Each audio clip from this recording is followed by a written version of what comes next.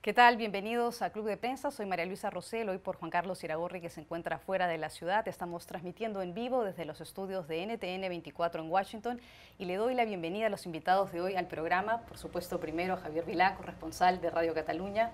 Bienvenido al programa, Muchas Javier. Gracias, buenos días. Dori Toribio, corresponsal de Mediaset, bienvenida. Gracias. Y a José Jaime Hernández, corresponsal del Universal de México. Un placer. Gracias por estar en el programa. Bueno, vamos a hablar de varios temas, pero el primero de ellos tiene que ver con Irán y el hecho de lo que ha dicho el secretario de Estado John Kerry en las últimas horas y por supuesto esta carta que firman 36 generales y almirantes en retiro de los Estados Unidos en adhesión a la postura del gobierno, básicamente diciendo que es la mejor manera, el mejor mecanismo para evitar que Irán se convierta en una amenaza nuclear.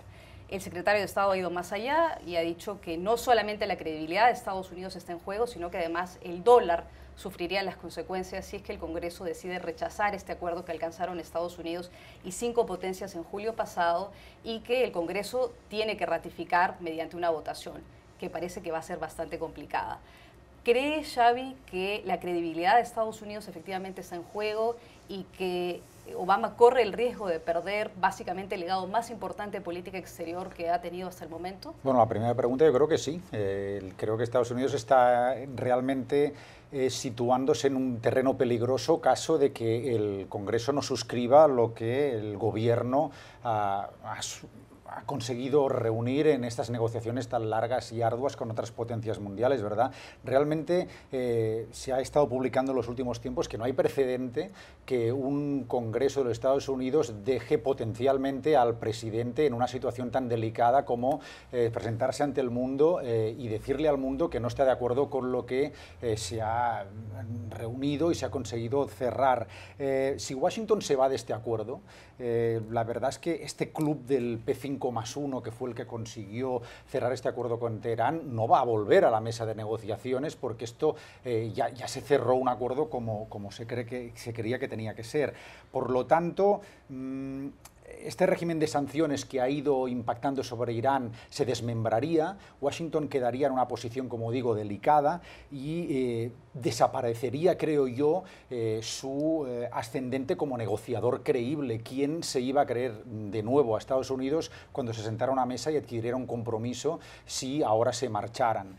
Luego yo también querría destacar el abismo que hay entre la oposición política que hay en los Estados Unidos a este acuerdo y a otros silencios, hasta diría clamorosos, que ha habido en Europa. La derecha alemana, la derecha británica no ha abierto la boca a propósito de este asunto. No hemos oído a la canciller Merkel pronunciarse en contra de este acuerdo. Yo no sé hasta qué punto se debe entenderse como la constatación que hay en Europa de que se abre un mercado económico fabuloso en Irán, donde muchas empresas, especialmente petrolieras europeas, pueden ir a ganar mucho dinero de nuevo, como ya hicieron, por ejemplo, empresas petrolíferas francesas tiempo atrás.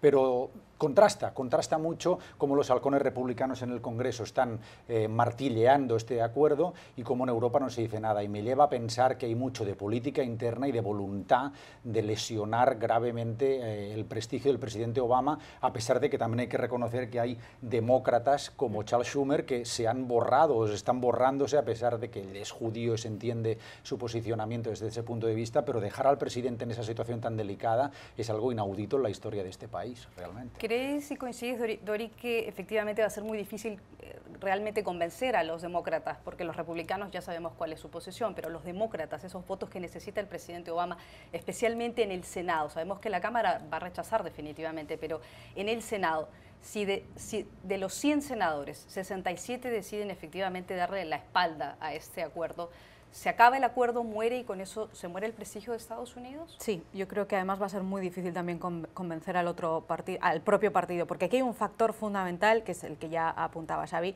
y que es lo que a mí me parece que convierte esta situación en muy grave, que es el factor electoral de 2016, sobre todo para republicanos, pero como estamos viendo también para demócratas, porque lo que le ha pasado al senador Chuck Schumer es que en Nueva York está fundamentalmente en contra del acuerdo, tiene un voto más progresista, la parte liberal le estaba reclamando su postura ante un acuerdo que también consideran que vulnera a su propio votante en el estado de Nueva York y por lo tanto cada uno está pensando más en plano local. Por supuesto esto es lo que están haciendo los republicanos, ¿no? Empezando por el propio Jeb Bush, que ya en el debate electoral de la pasada semana dijo que lo primero que hará como presidente es revocar este acuerdo. Y esto es porque creo que todos, sobre todo los republicanos, pero como preguntabas también los demócratas, no están haciendo una oposición ideológica a este acuerdo, sino una oposición política, cada uno pensando en su propia rentabilidad. Y esto es muy peligroso porque entiendo por una parte, o se puede entender que el Partido Republicano o los candidatos republicanos quieran dañar el legado o desprestigiar el legado del presidente Obama. Eso puede entenderse desde un punto de vista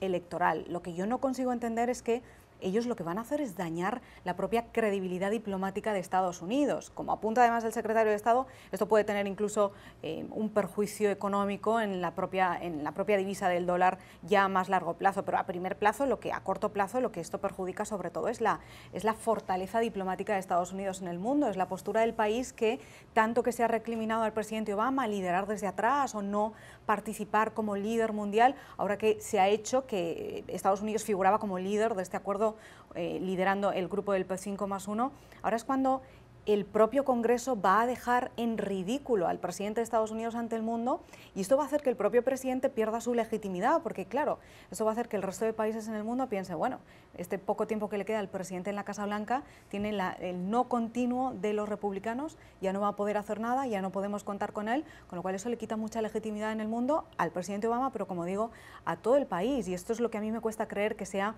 el propio Partido Republicano o los propios demócratas los que sean capaces de, pensando en 2016, perjudicar a su propio país. José Jaime, ¿cómo lo ves? Fíjate que yo lo único que añadiría a lo que han dicho ya Xavi y Dori es que a mí lo que me llama poderosamente la atención de todo este forcejeo es los protagonistas que están realmente detrás de este forcejeo. Por un lado el presidente Obama y por otro lado el primer ministro Bibi Netanyahu.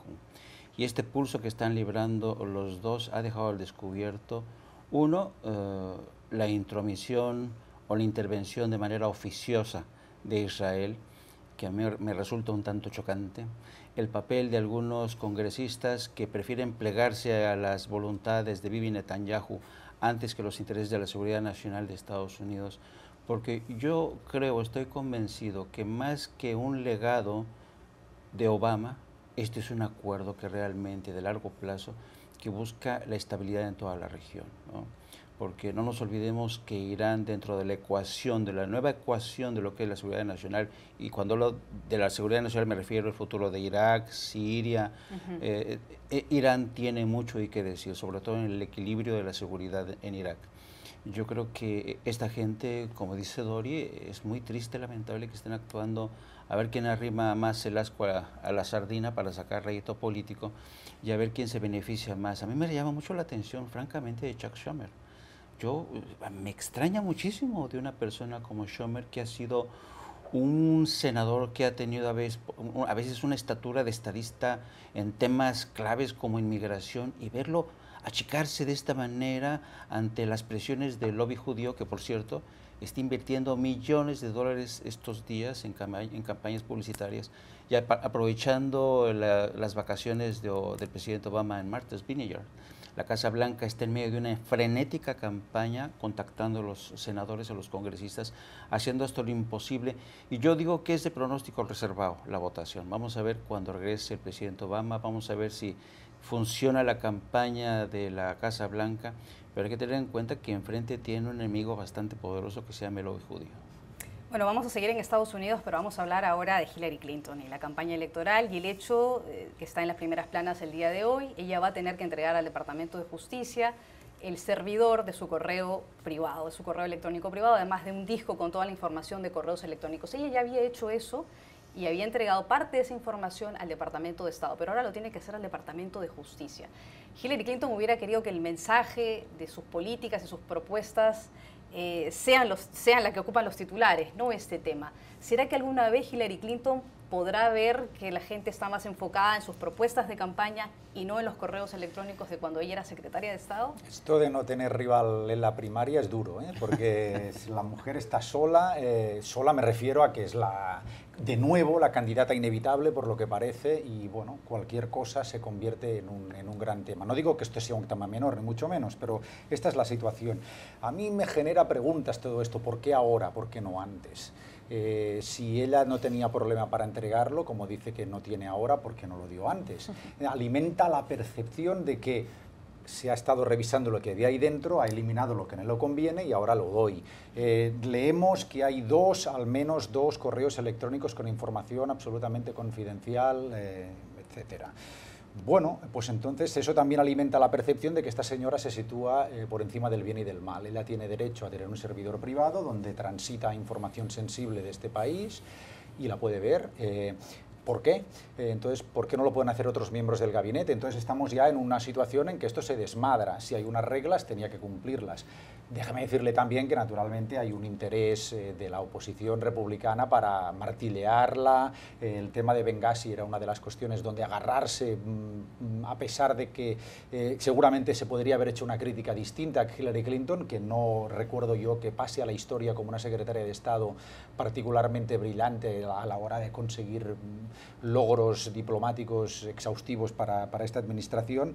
Pero en cualquier caso, yo me quedo con la idea de que ella mantiene esta sensación de que está por encima del bien y del mal.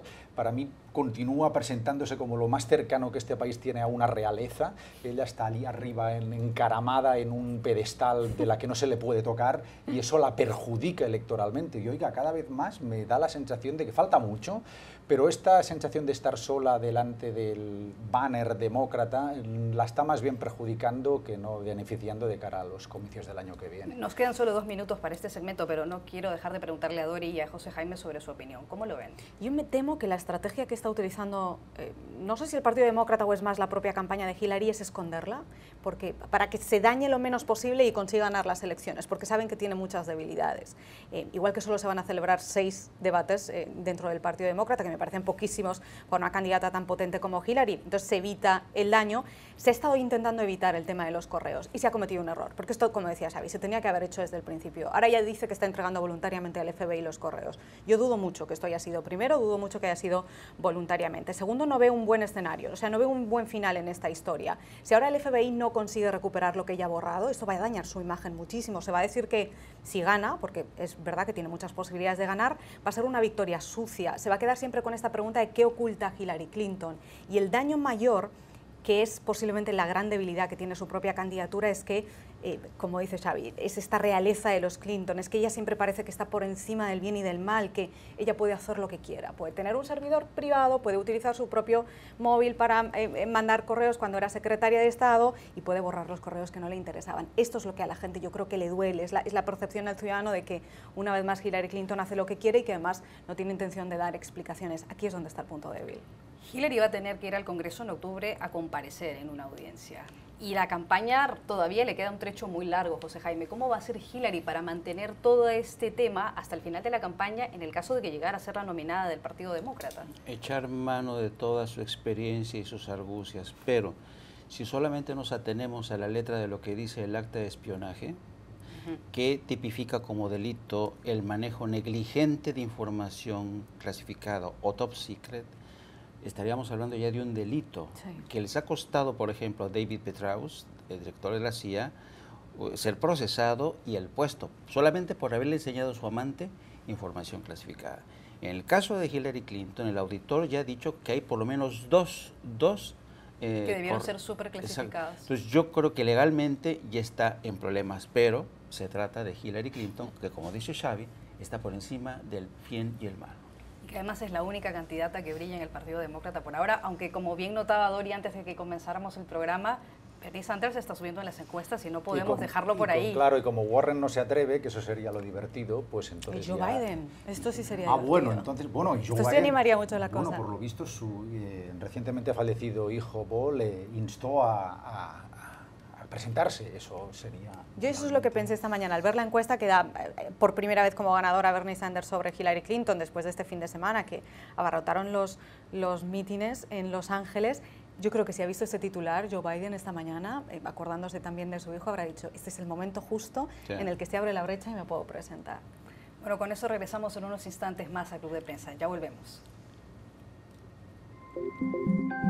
¿Qué tal? Volvemos a Club de Prensa para seguir con el tema preelectoral aquí en Estados Unidos y esta vez vamos a hablar sobre Jeb Bush, el precandidato republicano que hace unas horas dio algunos ataques y críticas a la principal rival de la contienda en el Partido Demócrata, Hillary Clinton, sobre su rol como secretaria de Estado en el tema de Irak, diciendo básicamente de que ella avaló la posición del presidente Obama para retirar las tropas de Irak antes de tiempo y que eso generó un caos en Irak y que eso además permitió el auge del Estado Islámico.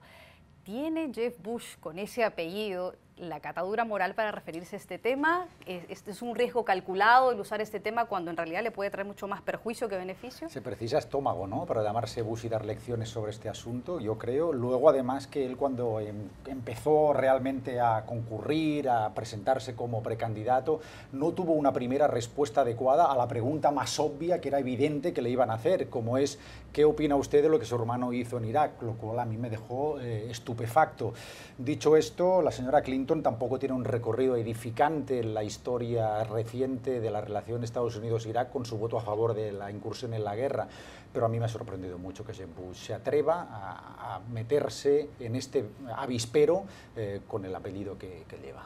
Dori. Lo que pasa es que esta es la única manera. La diferencia entre esta Hillary Clinton 2016 y la Hillary Clinton de 2008 es probablemente una, y es la trayectoria que ella ha acumulado ahora como secretaria de Estado, una trayectoria que a mí personalmente me parece exitosa, que creo que es percibida como exitosa y que para ella es una fortaleza. Es decir, esta es la gran diferencia, es por eso que Hillary Clinton, su candidatura ahora es mejor que la de 2008, porque después de 4 años como secretaria de Estado creo que ya ha aumentado su liderazgo y ahora sí puede ser percibida como una presidenta de Estados Unidos, creo que de una mejor manera que en 2008. Entonces, esta es la parte que Jeb Bush va a tener que atacar a otra también, que va a ser la de la Fundación Clinton, que esa sería la otra gran diferencia de lo que Hillary no tenía en 2008, pero es el legado de Hillary Clinton lo que hay que desmontar, y la única manera de desmontarlo es con este discurso que va a plantear, con su legado con el Estado Islámico, con Siria, con Irak, con Afganistán, con otras debilidades como Benghazi. Otra cosa es si es moralmente correcto o si va a conseguir desmontar su legado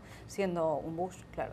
¿Cómo lo ve, José Jaime? Y yo creo que a mí me llama mucho la atención que Jeb haya escogido un tema que para él es terreno resbaladizo. Va a patinar, pero en serio, porque como dice Xavi, se necesita tener mucha cara realmente para tratar de hablar con autoridad moral de este tema. Y además a mí en lo personal me resulta fastidioso, chocante que alguien quiera hacer revisionismo histórico, con fines fácticos, es decir, para beneficiarse él y su campaña y de paso atacar a Hillary Clinton.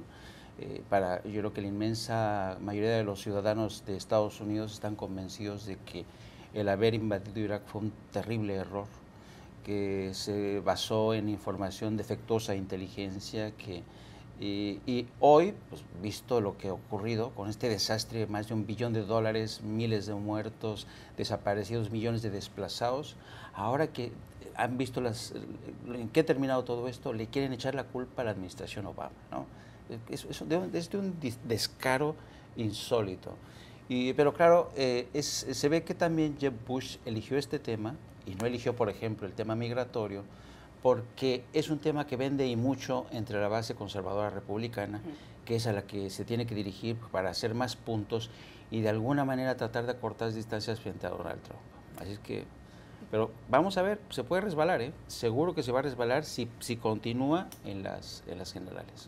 Vamos a estar pendientes de ese tema. Ahora vamos a cambiar de país y nos vamos a ir a Grecia, que su parlamento precisamente está evaluando el día de hoy este memorándum de entendimiento al que ha llegado Grecia con sus acreedores, con sus socios europeos y con el Fondo Monetario Internacional. Estamos hablando de un tercer rescate. Este tema se ha tocado muchas veces aquí en Club de Prensa. ¿Es viable un tercer rescate? Estamos hablando de 85.000 millones de euros, lo que equivale más o menos a más de 93.000 millones de dólares. ¿En qué condiciones Grecia va a poder asumir un tercer rescate en el largo plazo, si esto va a funcionar? No, yo creo que no va a funcionar. Esto es perpetuar la miseria para ese país, y le queda, por cierto, algún gramo de legitimidad a Tsipras, al actual al actual mandatario que está cerrando esto cuando se ha comido 3 sapos en Bruselas en las últimas horas tremendos, como es eliminar la jubilación anticipada, el retiro de las exenciones tributarias a las islas, desregular el mercado energético. Él salió con una bandera en precampaña diciendo que esto no se tocaba de ninguno de los modos. Pues mire usted, se ha tocado y de qué manera. Por lo tanto, este autocalificado gobierno de izquierdas se ha rendido, se ha plegado a las órdenes de Bruselas, como sospechábamos que iba a ocurrir, y al final la única parte buena que yo he estado defendiendo aquí, que era la única solución posible, es que en parte Atenas está negociando algo que puede salvar un poquito los muebles, como es que los acreedores también se coman sapos y no cobren todo lo que se les debe. No hay otro modo de solucionar este entuerto. 30 segundos para terminar con este segmento. Bueno, a Grecia se le están pidiendo unas reformas que yo personalmente creo que no puede hacer, porque el nivel de vida en Grecia ya cayó un 25% en la última década, es decir, es imposible apretar más los cinturones de los griegos en este momento. Creo que esa es una exigencia que sencillamente no se puede cumplir. Creo que Grecia necesitaba más tiempo para respirar, la quita de deuda, que es lo que planteaba el FMI y planteaba el propio presidente Obama, y a lo que Alemania y otros países se negaron en rotundo. Y es ahí donde está el problema. Más allá de la situación económica, que es gravísima, sobre todo es Grecia puede sobrevivir a esta crisis y Europa puede sobrevivir a esta crisis ahora que todos se miran con desconfianza, ahora que Grecia, sus gobernantes y sus ciudadanos que votaron que no fueron humillados, y sobre todo Europa, que ha quedado como falta de solidaridad y como capaz de humillar o desanimar así a un país miembro al que le estaba enseñando la puerta de salida. ¿Sale algo de este acuerdo que ha logrado Grecia? Tendrá que salir algo, pero yo creo, a diferencia de Dori, creo que los ajustes los debió haber hecho Grecia desde mucho antes. En esta fase, como dicen, efectivamente es casi imposible. Por eso debió haberlos acometido en fase más temprana, porque el haber esperado durante tanto tiempo le ha dado más tiempo al diablo para conspirar en su contra, y mira los resultados. Con eso regresamos a la parte final del programa. Gracias. Llegamos así al final del programa. Les agradecemos por su sintonía y, por supuesto, las gracias a nuestros invitados, Javier Vilá, Dori Toribio y Jaime Hernández. José Jaime Hernández, muchas gracias a ustedes.